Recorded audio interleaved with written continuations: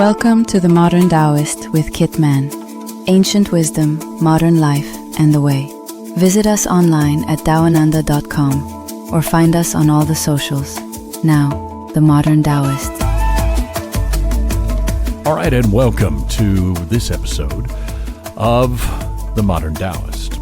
Now, normally these episodes are dropping on Tuesday mornings, but I have to be honest with you, with everything that went on this past week, and I'm not going to get into the minutia of it, but I really felt like I needed to get an episode out about just the hate that's going on in the world right now. And when you decide you want to do this, the Tao just kind of spins you in a specific direction. And once I decided I wanted to do this episode, I wrote it, the bullet points, in 10 minutes. It went very fast. And usually what I do for these episodes is I sit down and I write the bullet points. I don't script everything because that's not I always laugh because when I finish one of the episodes, my wife listens to it. I always go, did I ramble? Did I? Because once I see the bullet point, I just get going. And this one, it came really easily and really fast. So I just want to thank you for being here. I am going to do a lighthearted episode after this one, because we got a great question that showed up. So I may actually do 2 episodes at a time and just drop them both this week. In fact, I think that is what I'm going to do. So if this one's a little heavy for you, there'll be another one up there that you can check out. So why this episode? Why now? I think it's pretty obvious, right? When we look at the headlines, it feels like hate has been given a megaphone. Political violence isn't something distant or from the 60s or that rare anymore. We see it in America, where divisions turn into attack. We see it in other parts of the world where protests spiral into brutality, where neighbors are being set against neighbors, where violence is used as a language of power. And when you're not a violent person, or when you're just trying to get through life, all of this hate and violence rhetoric can feel overwhelming.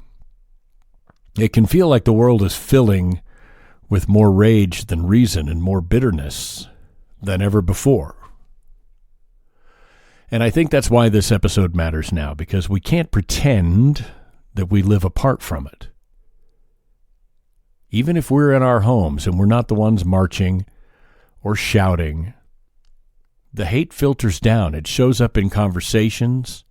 It shows up in the news. It shows up with things our family posts online, in the ways communities fracture for no reason, in the heaviness of the public debate. And for a lot of people, it seeps into their daily life in quieter ways. And this is what we have to be very wary of, is how it gets into us in a quiet way.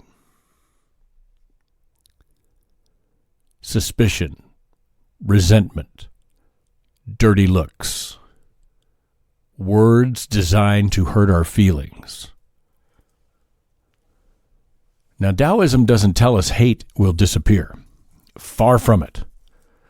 You got to remember, let's look at the history. The Tao Te Ching was written in a time of warlords and rival states and endless fighting. Human nature hasn't changed. What Taoism offers isn't a fantasy of peace, but a path of walking through that divided world without letting it poison who we are. So here's the question for today. How do we live with hate in others without carrying it ourselves? How do we live when the hate is being bombarded at us so hard that it's very, very, very emotionally difficult not to absorb it and not to return it just from a sense of self-defense?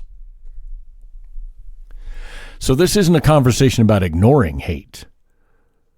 And it's not a call to surrender to it either. It's about clarity, daily practice, and balance. Those are the Taoist tools that let us move through the world without losing our nature and our ever-loving minds.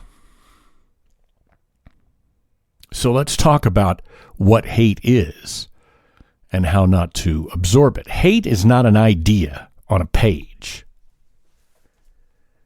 It isn't something historians write about or something we see in dramatic images on the news. Hate shows up every day, very close to home. It may be a neighbor who holds on to suspicion. It may be a family member who cannot let go of a grudge. I know this one very intimately. It may be people that insist on dragging every conversation back to old wounds. It may be the person you encounter at work or at the market or in your community who radiates resentment towards anyone that seems different from them. And in the digital age, it comes from strangers we've never even met.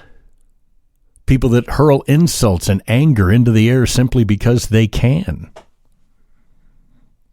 The truth is, hate is very, very ordinary. That doesn't make it less dangerous, but it does mean that we can't and should not treat hate as rare or unusual. Sometimes we like to believe that every person is good. And that's just simply not true. The world is far too big for every person to be good. We live alongside this hate all the time. We share its sidewalks, its workplaces, and the public spaces with people who carry it openly. So the Taoist question is not whether we can remove hate from the world. We simply cannot. The question is, how can we live in a world where hate exists without letting it shape us into something that we're not?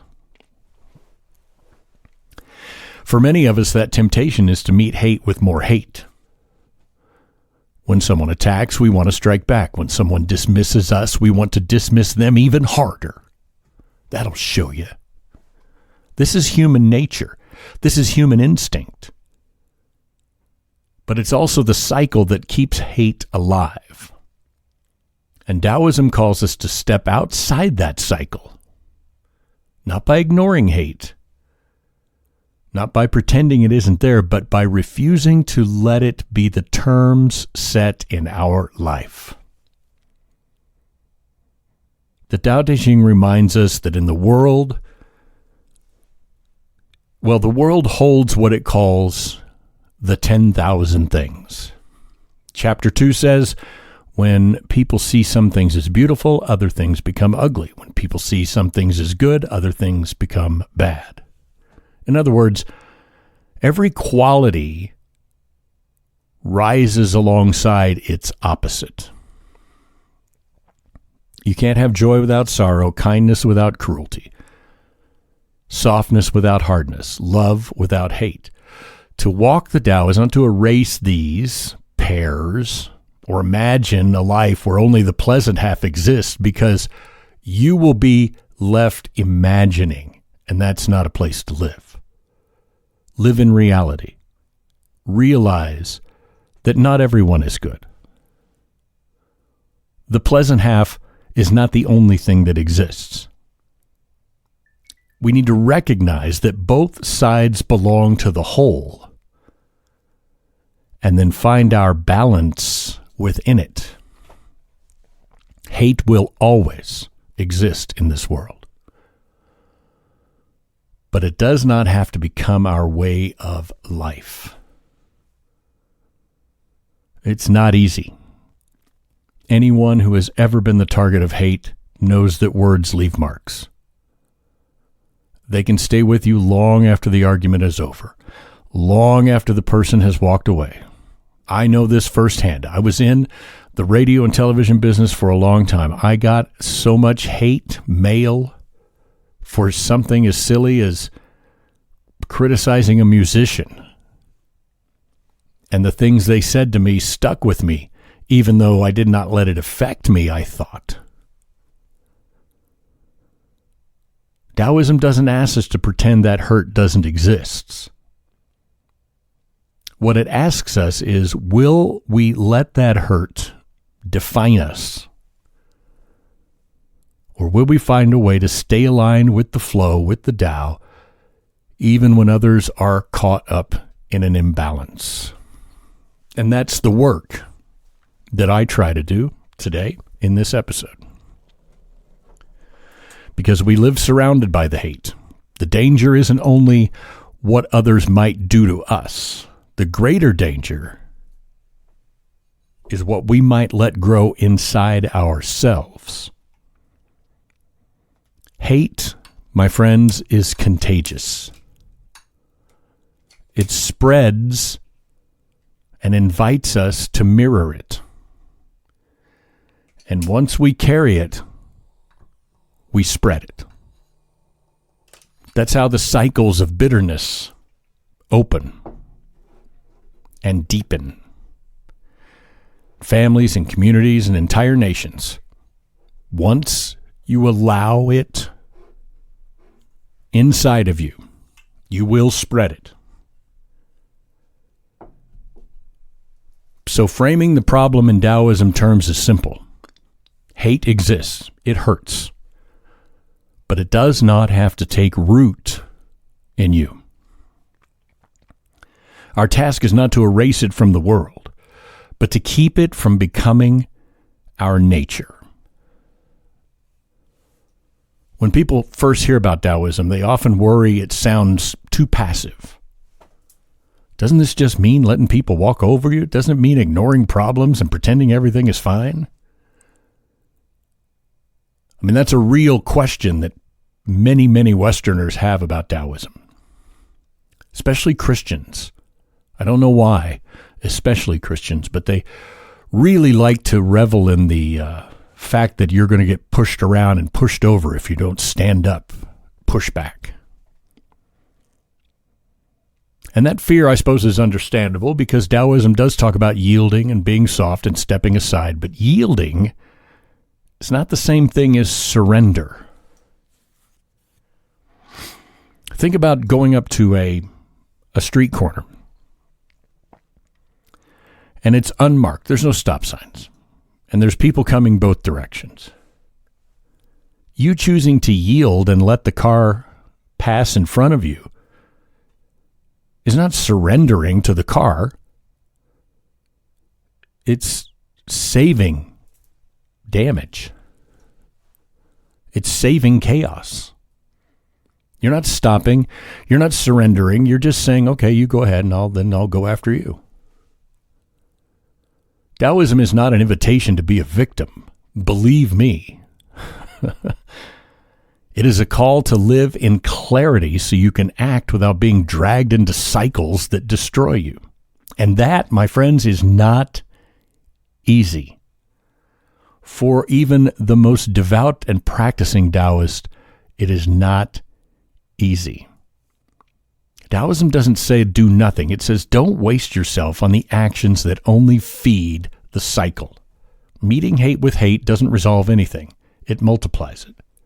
At the same time, swallowing hate and carrying it inside doesn't resolve anything either. It corrodes you. Taoism gives you another way.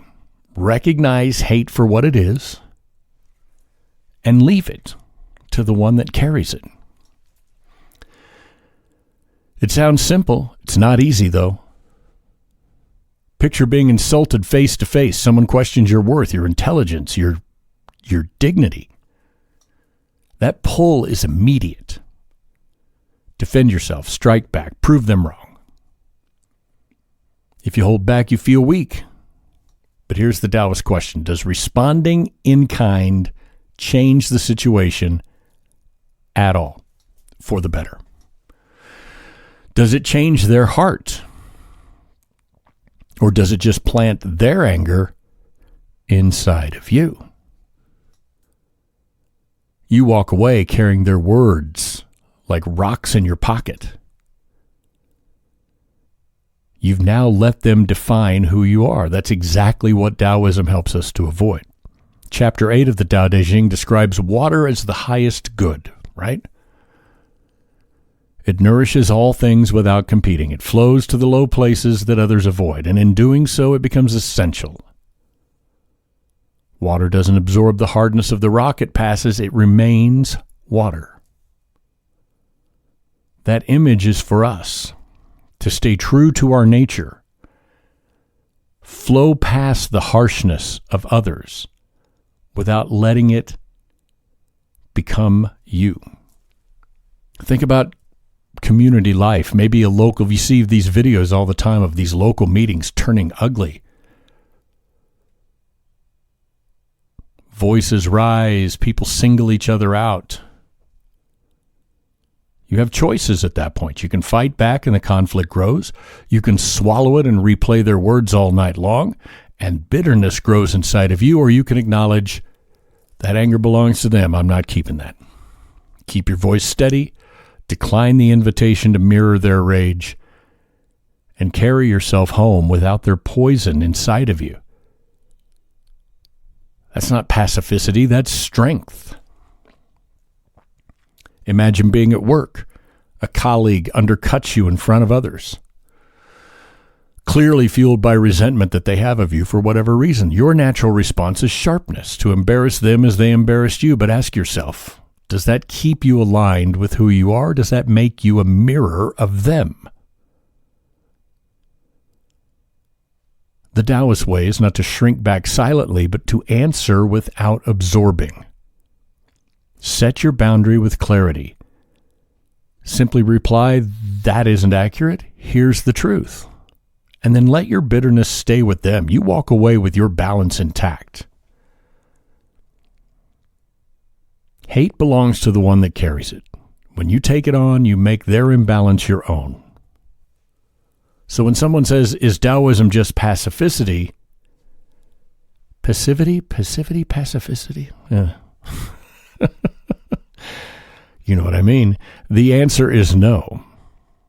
I'm an educated man. What's the word?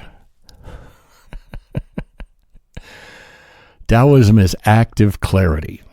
It's the decision to remain aligned with your nature instead of letting others decide who you're going to be.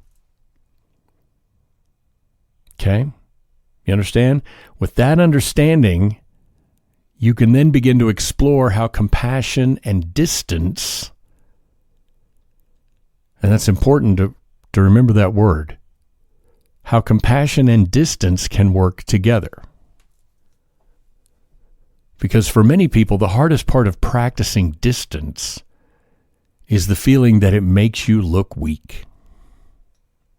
That walking away from a fight, excusing yourself from an argument, or refusing to be drawn in to chaos can feel like you're the one backing down.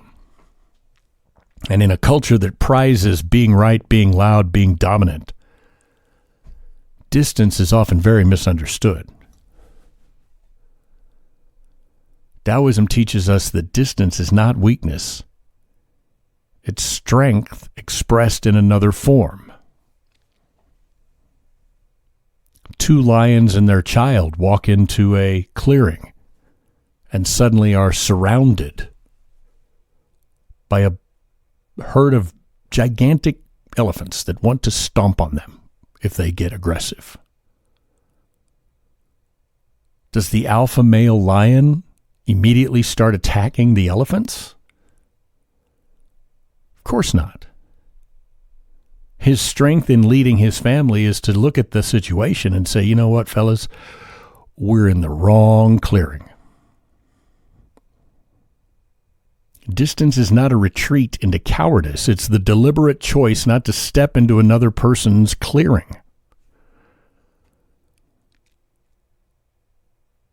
If you're in a situation where someone lashes out, they are inviting you to meet them in the heat of their imbalance.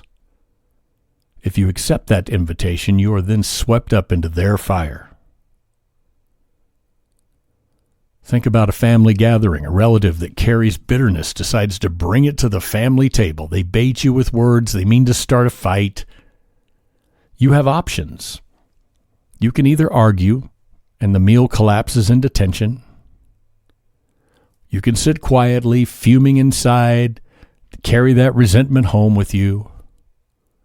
Or you can calmly set a boundary. I am not having this conversation with you right now. And then step away from the table. Some might think you're weak. Those people have that hate already spinning them out of balance. Strength is not always the louder voice. Sometimes it's the voice that chooses quiet and walks on. Taoism values balance.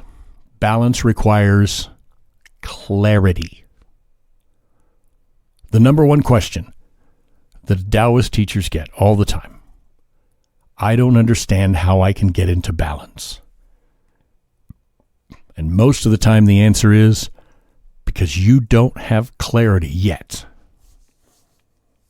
And clarity requires you to realize what is and what isn't yours in any situation. Hate belongs to the one that carries it. Compassion lets you see that for what it is. Distance keeps it from becoming yours. And in that act of choosing not to enter their firestorm, you're not weak, you're refusing. You are strong enough to say, there is 0 point in me piloting my boat into the middle of a hurricane when I could easily just go around the hurricane.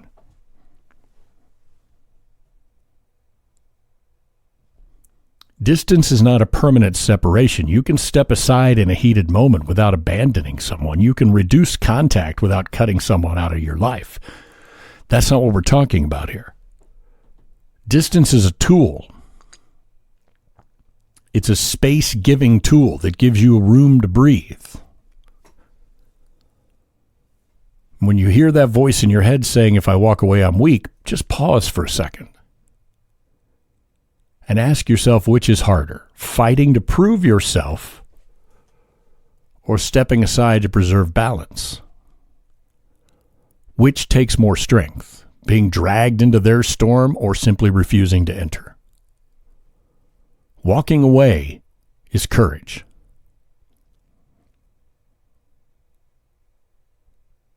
Ideas about hate are important, but without practice, they stay abstract.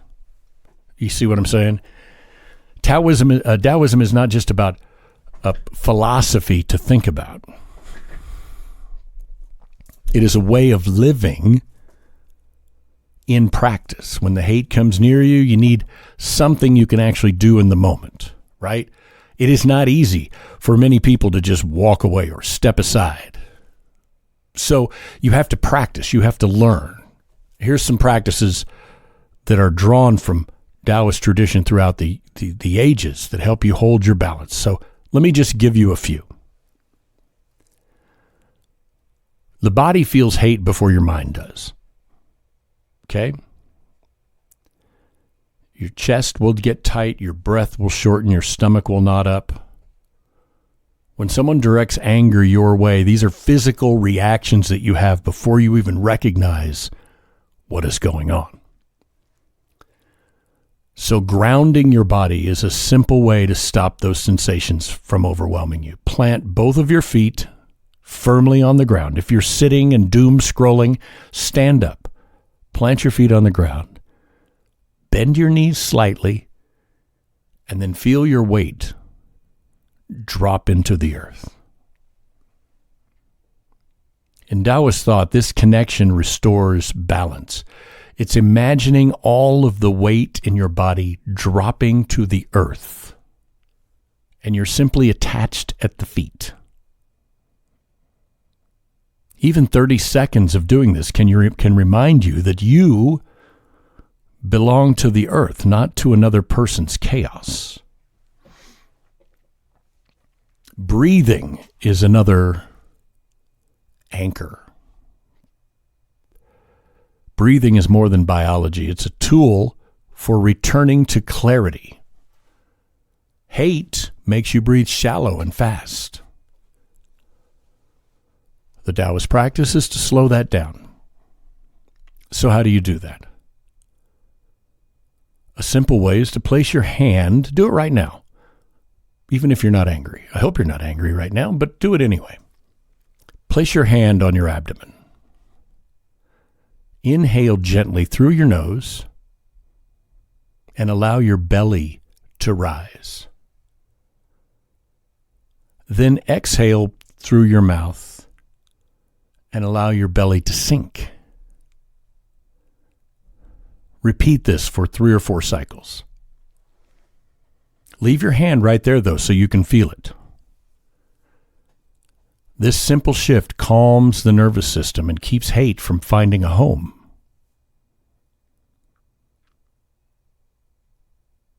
Another practice is when hate hits you and that weight of hate clings to you, movement can release it. Walking meditation is not about reaching a destination. It's about being present. Step away. Feel your heel touch the earth.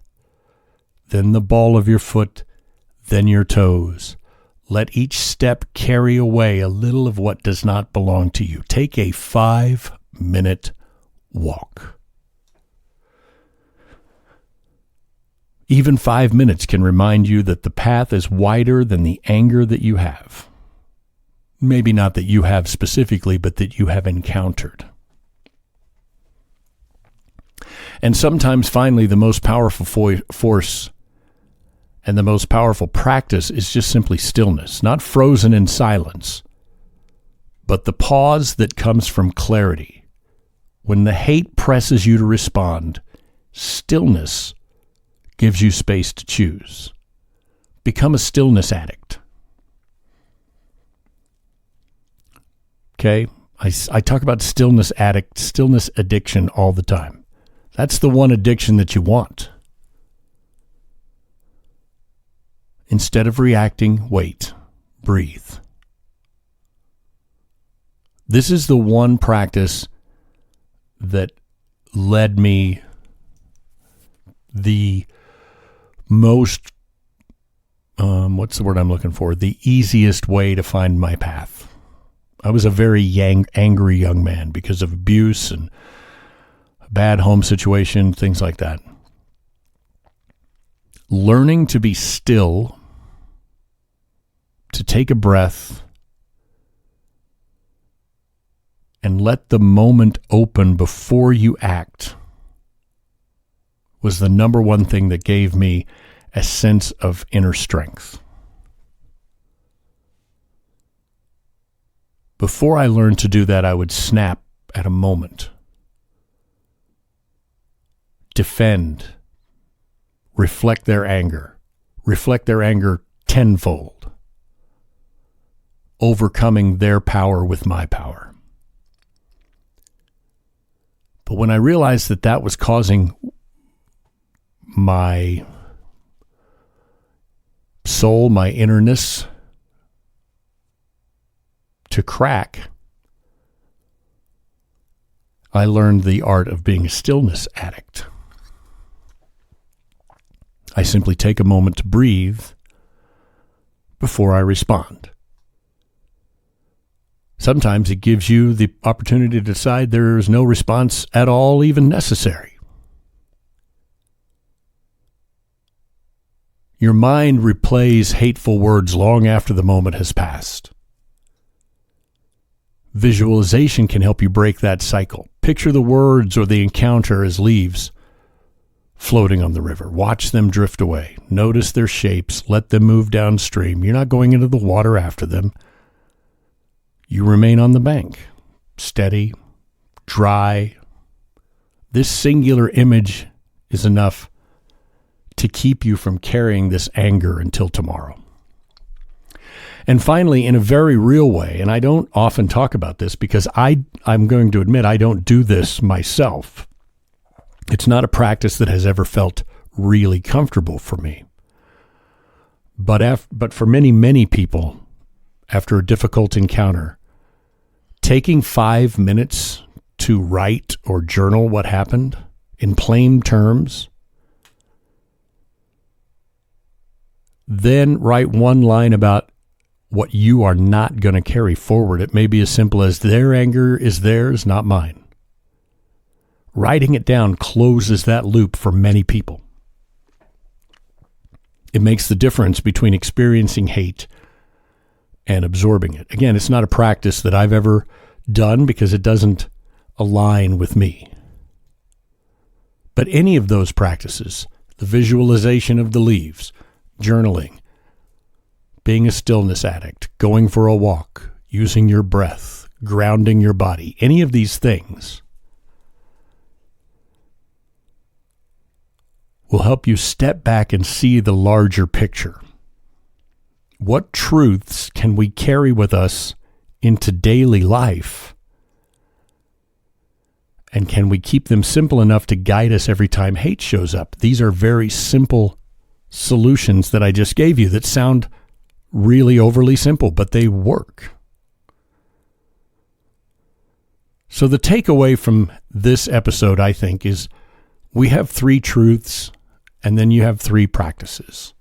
The 3 truths are: truth 1, hate belongs to the one that carries it. You don't have to drink what someone else is pouring. Their anger, their resentment, their prejudice, these are weights that they've chosen to hold, and you can choose to not hold. This doesn't mean pretending the harm isn't real. It means you refuse to let their burden become your burden. Truth number 2, compassion does not cancel boundaries. It's possible to see that someone's hate comes from fear or pain without making it your job to heal them or absorb the fire. Compassion can be as simple as recognizing this person is unbalanced. I'm going to take some distance, get clear, because I don't want to live in the storm that exists in this moment. And truth number 3, this may be the hardest truth to believe. Softness is strength. Tao Te Ching chapter 76 reminds us when alive, the body is soft and flexible. When you're dead, it's hard and stiff. All living things are soft and flexible. Stiff and unyielding are the companions of death. In other words, what bends endures. Softness is not weakness. It's the strength that keeps us alive, the strength that survives. And your 3 practices that I would suggest that you at least try are the breathing test, the river test, and a simple boundary statement. That's theirs, not mine. Say it silently or out loud if needed. That is theirs, not mine. That is not my barrel. Those are not my monkeys. And you're not saying this for them. You're saying it for you. It marks the line between what you witness and what you take in. We're never going to erase hate from the world. We're not going to stop political violence. We're not going to heal every family wound or silence every cruel voice, but these practices do something more important. They keep you free. They keep you aligned with your own nature instead of letting others shape your life for you. So when hate appears in the news, online, in your community, return to these truths. Remind yourself the hate is not mine. Hate is loud. It shouts in the headlines. It stirs up crowds. It tries to make itself the only voice in the room. But the Tao is steady. It doesn't compete for attention. It doesn't shout back. It flows and endures whether you're screaming or not. So the invitation for you today is simple. Don't let the noise of hate decide who you are. You can't stop other people from carrying anger or bitterness. But you can decide not to hold it for them. You can walk your own path. So when you feel hate close in words and looks or just in the air, just pause. Feel your feet. Take 3 slow breaths. With each exhale, realize what isn't yours. Imagine all the pain and the anger drifting away like smoke and let yourself return to the ground beneath you. That's it. No long ritual, no complex rules, just a moment to remember that your balance is yours. And as you move back into your life, into your family, your work, your daily rhythms, carry this with you. You are not here to defeat hate. You are here to live in the Tao. And living the Tao means you remain free. And thank you for listening today. Walk in this path with me. Hate is not an easy topic to discuss sometimes. But right now we need to, because too many people are letting it roar through them when it doesn't need to. Thanks for listening to The Modern Taoist, and I hope you join us on the next episode. The next episode is going to be lighter. I'm going to tell you, we got an email from somebody who wanted to know, is there any such thing as a Taoist superhero? And we're going to talk about that on the next episode of The Modern Taoist. Thank you. Thanks for listening to The Modern Taoist with Kit Man. Visit us online at dawananda.com or find us on all the socials. Please like or subscribe on this platform, and thanks again.